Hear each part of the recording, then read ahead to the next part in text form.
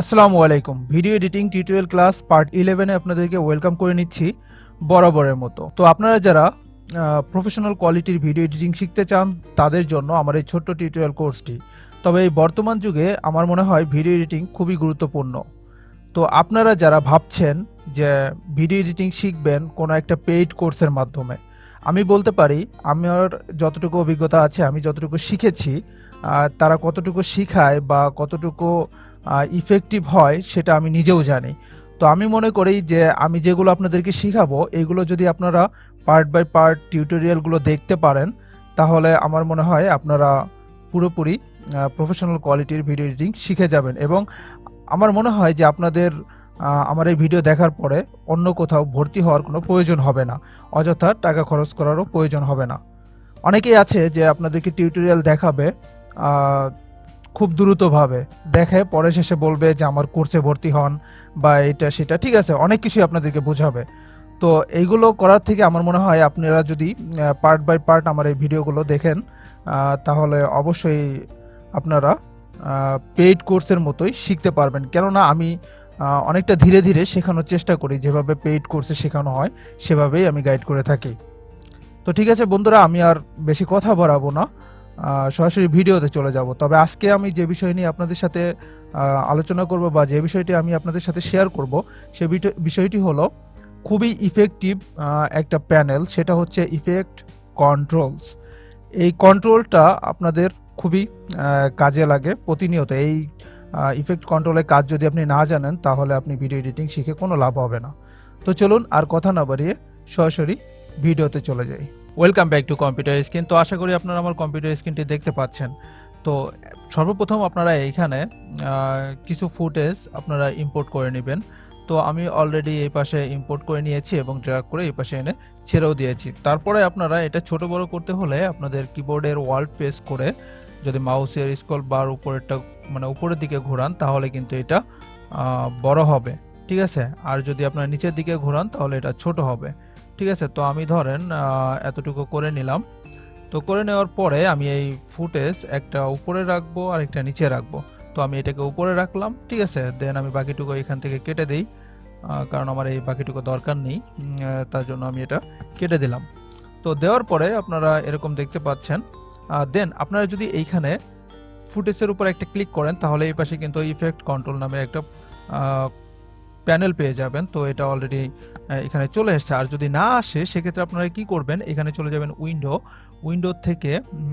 Window থেকে আপনারা দেখতে পাচ্ছেন এখানে ইফেক্ট কন্ট্রোল। এই ইফেক্ট কন্ট্রোলটা যদি আপনারা অন করে দেন তাহলে কিন্তু আপনাদের ইফেক্ট কন্ট্রোল প্যানেলটা চলে আসবে।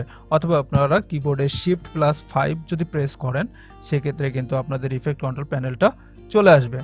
তো আমি এখানে আপনাদেরকে একটু সিম্পলি দেখাই। এই দেখেন, মানে এইটা উপরে একটা ফুটেজ ছিল, মানে আছে, ঠিক আছে, এবং এটার নিচে কিন্তু আরেকটা ফুটেজ, এই যে দেখতে পাচ্ছেন এটার নিচে আরেকটা ফুটেজ। তো এখন আমি আপনাদেরকে একটু দেখাই। ধরেন এটা আমি ক্লিক করলাম, উপরেটা ক্লিক করে চলে গেলাম ইফেক্ট কন্ট্রোলে। যাওয়ার পরে এখানে দেখেন মোশন, তারপরে নিচে যে আরও অনেকগুলো অপশন পাবেন। তো এই মোশনের এখানে দেখেন পজিশন। তো পজিশনটাকে যদি আমি এখানে কিবোর্ডের আপ অ্যারো কি প্রেস করে ধরে রাখি তাহলে কিন্তু এটা বাড়বে এবং বাড়ার কারণে আপনার এটা রাইটের দিকে সরে আসতেছে, ঠিক আছে। দেন আপনি যদি এটাকে নিচের দিকে আবার ডাউন অ্যারো কি প্রেস করেন তাহলে কিন্তু এটা কমে যাবে, ঠিক আছে। সেক্ষেত্রে কিন্তু আপনার বাড়ানো কমানো এটাই হচ্ছে পজিশনের এটা মানে লেফট এবং রাইট করার একটা অপশন। অথবা আপনারা এখান থেকে ধরেন এই ফুটেজটাকে আপনি ক্লিক করলেন, ক্লিক করার পরে এখানে আপনি ডাবল ক্লিক করবেন। ফুটেজের উপর যদি ডাবল ক্লিক করেন তাহলে কিন্তু এটা আপনি ম্যানুয়ালি সরাতে পারবেন, এদিকেও সরাতে পারবেন এদিকেও সরাতে পারবেন, ঠিক আছে। দেন আমি এটা একটু বড় করে নিই, হ্যাঁ। দেন আমাদের এই পাশে দেখেন এইটা যদি আপনি আবারও কিবোর্ডের আপ অ্যারো কি প্রেস করেন তাহলে কিন্তু এটা নিচের দিকে নামবে, অর্থাৎ এটা বাড়বে। আর যদি আপনারা ডাউন অ্যারো কি প্রেস করেন তাহলে কিন্তু এটা উপরের দিকে উঠবে, অর্থাৎ এটা কমবে, ঠিক আছে। তো এতটুকু আশা করি বুঝে গেছেন আপনারা। দেন আপনাদের আরেকটা জিনিস দেখাই, সেটা হলো স্কেল। তো এই স্কেলটা যদি আমি এইখানে বাড়াই, আপ অ্যারো কি চেপে বাড়াই তাহলে কিন্তু এটা বাড়তেছে, ঠিক আছে, মানে এটা জুম আকারে চলে আসতেছে, ঠিক আছে, স্কেলটা বাড়তেছে। আর দেন এটা যদি আমি নিচের দিকে ডাউন অ্যারো কি প্রেস করি, সেক্ষেত্রে কিন্তু এটা কমতেছে, আর কমতে কমতে কিন্তু এটা ছোট হয়ে যাচ্ছে। তার মানে এখন আপনারা দেখতে পাচ্ছেন যে এই ক্লিপটার নিচে কিন্তু আরেকটা ক্লিপ আছে, অর্থাৎ একটা প্রেজেন্টেশনে যেভাবে আপনারা প্রেজেন্ট করতে পারেন তারই একটা নমুনা এটা হতে পারে, তাই না? তো ধরেন আমি এটাকে আরেকটু ছোট করি, এই যে দেখতে পাচ্ছেন। ধরেন আমি এটাকে আবার বড় করে দিলাম, এটা বাড়িয়ে বড় করে দিলাম। তো এই জিনিসটা মানে কেমন হয় যদি এইটা আপনার এই জায়গায় থাকে এবং পাশে আরেকটা জিনিস, মানে মনে হচ্ছে যে আপনি কথা বলতেছেন এবং আপনি নিজে ছোট হয়ে গেছেন এবং ওদেরকে দেখাচ্ছেন, ঠিক আছে, মানে প্রেজেন্টেশন যাকে বলা হয়, প্রেজেন্টেশন আকারে। তো ধরেন আমি এটাকে আবার বড় করে দিই। তো বড় করে দেওয়ার পরে এটা আমি এখন অ্যানিমেট করব। তো অ্যানিমেট করার জন্য আমার কি করতে হবে, ধরেন আমি এইখান থেকে এই পর্যন্ত কথা বললাম, ঠিক আছে, ধরেন এইখানে কথা বললাম। তো বলার পরে এখানে আমি পজিশন এবং স্কেল দুটোকে আবার অন করে দিলাম। তো অন করে দেওয়ার পরে এখন যদি আমি এটাকে একটু সামনের দিকে নিয়ে আসি, দেন আনার পরে আমি যদি এটাকে ধরেন এই স্কেলটাকে, অর্থাৎ এইটার যে স্কেলটা আমি যদি এখান থেকে কমিয়ে দিই, তাহলে কমিয়ে দিলে কিন্তু এটা ছোট হয়ে যাবে। ধরেন এতটুকু হয়ে গেছে, ঠিক আছে, এতটুকু হয়ে গেছে। দেন আপনি চাইলে এটাকে আপনি এদিকে নিয়ে আসতে পারেন এইভাবে, অথবা আপনি এখানে ম্যানুয়ালি ড্রাগ করে এই পাশে এনে ছেড়ে দিতে পারেন, ঠিক আছে। এখন দেখেন আমি যদি প্রথমে চলে যাই আবার, এই দেখেন এই যে কিছুক্ষণ কথা বলতেছে, কথা বলতে বলতে কিন্তু সে সাইডে চলে আসছে এবং অন্য কিছু দেখাচ্ছে, মানে সে এখানে প্রেজেন্ট করতেছে, কোনো কিছুকে প্রেজেন্ট করতেছে। আপনারা আরেকটু দেখেন তাহলে আরেকটু ক্লিয়ার হয়ে যাবেন। দেখেন সিম্পলি চলে গেছে, কিন্তু দেখছেন সে নিচে চলে গেছে প্রেজেন্ট হয়ে। তো ধরেন এই কাজটা যদি আমি এইভাবে করি তাহলে কেমন কেমন দেখাবে, ধরেন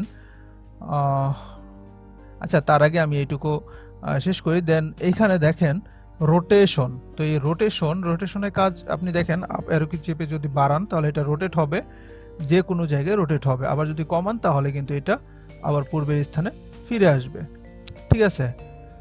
দেন এইখানে অ্যাঙ্কর পয়েন্ট আছে। তো অ্যাঙ্কর পয়েন্টের কাজ হচ্ছে কি, কোনো একটা বিন্দুকে সিলেক্ট করে তাকে সাইজ রিসাইজ ইত্যাদি করাই হচ্ছে অ্যাঙ্কর পয়েন্টের কাজ। অ্যান্টি ফ্লিকার এটাও সেমভাবেই কাজ করে। তারপরে আছে দেখেন অপাসিটি। তো অপাসিটি নিয়ে আমি আলাদা একটা টিউটোরিয়াল তৈরি করব। এটা অবশ্যই ভালো একটা ইফেক্ট বা টুল বলতে পারেন। তো এইটা নিয়ে আমি আলাদা একটা ভিডিও অলরেডি তৈরি করব, সেই চিন্তা ভাবনা করে রেখেছি। তো আমি ধরেন আপনাদেরকে সিম্পলি একটু দেখাই, যদি এইখানে এই দেখেন ক্রিয়েট ইলিপস মাস্ক, এটা যদি আমি ক্লিক করি, ক্লিক করলে এটা কিন্তু মাস্ক হয়ে গেছে। তাহলে আমি কি করতে পারি, ধরেন এটাকে একটু এদিকে বাড়িয়ে দিতে পারি, এই যে দেখতে পাচ্ছেন এদিকে বাড়িয়ে দিলাম। দেন আমি এটাকে এই পজিশনে রাখলাম। ধরেন এটাকে আমি আর একটু গোল আকার করে দিলাম, ঠিক আছে, এটাকেও একটু গোল আকার করে দিলাম। এখন আমি যদি প্রথম থেকে আবার একটু চালাই, আপনারা একটু ম্যাজিক দেখতে পাবেন। এই যে দেখেন কিছুক্ষণ চলতেছে, চলতে চলতে চলতে চলতে এই যে দেখছেন সে কিন্তু অলরেডি নিচে চলে এসছে এবং সে যা প্রেজেন্ট করতেছে সেটাকে ফোকাসে আনতেছে। তো আশা করি আপনারা এই বিষয়গুলো বুঝে গিয়েছেন। তো পরবর্তী টিউটোরিয়াল দেখার আমন্ত্রণ রইল আপনাদের জন্য। আমরা সেই টিউটোরিয়ালে অবশ্যই ডিটেলসে এই অপাসিটি মাস্ক নিয়ে আলোচনা করব। এতক্ষণ আমি আপনাদের সাথে যে বিষয়টি শেয়ার করলাম, আই হোপ এখান থেকে আপনারা কিছু শিখতে পেরেছেন এবং আপনারা উপকৃত হয়েছেন।